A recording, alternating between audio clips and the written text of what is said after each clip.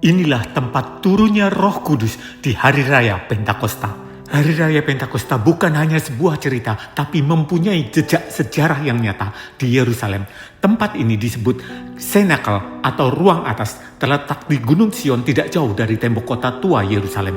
Disinilah juga Yesus mengadakan perjamuan terakhir, dan setelah kenaikannya ke surga, para rasul berkumpul di sini bersama Bunda Maria menantikan janjinya. Apa yang terjadi pada hari itu? Mengapa Pentakosta begitu penting?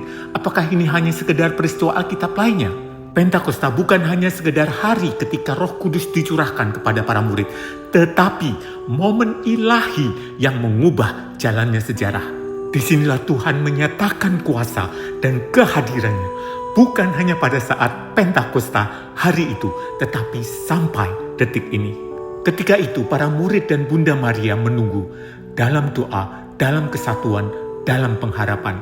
Dan hari itu pun tiba bukan dengan keheningan, melainkan dengan suara yang tampaknya menerobos langit. Bukan angin sepoi-sepoi atau daun yang berdesir, melainkan suara dari surga seperti tiupan angin keras yang mendesak dan mengisi seluruh rumah tempat mereka duduk. Itu bukan badai di luar jendela, itu adalah sesuatu yang suci, sesuatu yang kudus, sesuatu yang datang langsung dari atas. Ia bergerak menembus tembok, menembus udara, menembus hati setiap pria dan wanita di ruangan itu.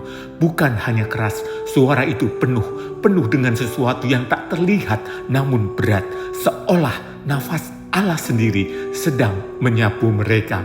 Itu tidak lewat begitu saja, itu tinggal, mengisi, menyelimuti setiap bagian dari mereka. Dan kemudian, seolah angin itu belum cukup, cahaya muncul, lembut, berkilau dan hidup. Mereka melihatnya, lidah-lidah api seakan terbelah, muncul dan hinggap di atas mereka semua. Dan mereka pun semua dipenuhi dengan Roh Kudus. Ketakutan mereka tergantikan dengan keberanian. Keheningan berubah menjadi suara. Keraguan mereka tersapu oleh gelombang kehadiran Allah yang hidup. Mereka dipenuhi bukan dengan emosi atau keributan, tetapi dengan napas Allah yang hidup. Roh yang sama yang melayang di atas air di kitab Kejadian, dan roh yang sama yang datang atas Simeon. Roh yang sama yang berbisik kepada Elia.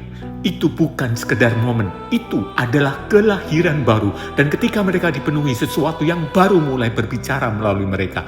Roh itu menggerakkan lidah mereka. Mereka mulai berbicara dalam bahasa-bahasa lain sesuai dengan yang diberikan oleh Roh. Mereka berkata-kata dalam bahasa-bahasa yang jelas, asing namun indah. Api itu bukan membuat mereka berteriak, api itu membuat mereka menyatakan. Masing-masing bicara, namun tidak ada yang berkata sama. Mereka menjadi banyak suara, namun satu roh. Dan meskipun mereka sendiri tidak memahami bahasanya, Roh Kudus memahaminya.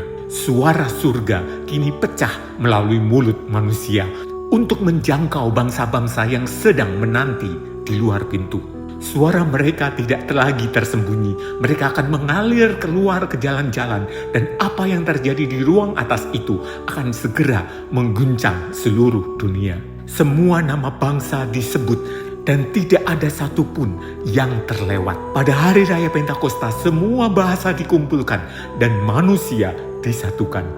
Kami mendengar mereka berkata-kata dalam bahasa kami sendiri tentang perbuatan-perbuatan besar Allah. Mereka tidak berkhotbah politik, mereka tidak mengisahkan perumpamaan. Mereka menyatakan kemuliaan Allah.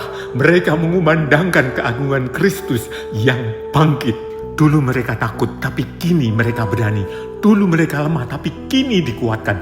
Dulu mereka tidak bisa berbuat apa-apa. Kini kuasa Tuhan nyata dalam diri mereka. 3.000 jiwa diselamatkan hari itu, dan gereja pun lahir bukan di bait dari batu, tapi dalam hati yang menyala oleh kasih Allah.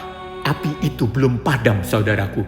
Roh yang sama masih memanggilmu hari ini, dan roh yang sama membakar hati kita semua. Selamat Hari Raya Pentakosta. Tuhan memberkati.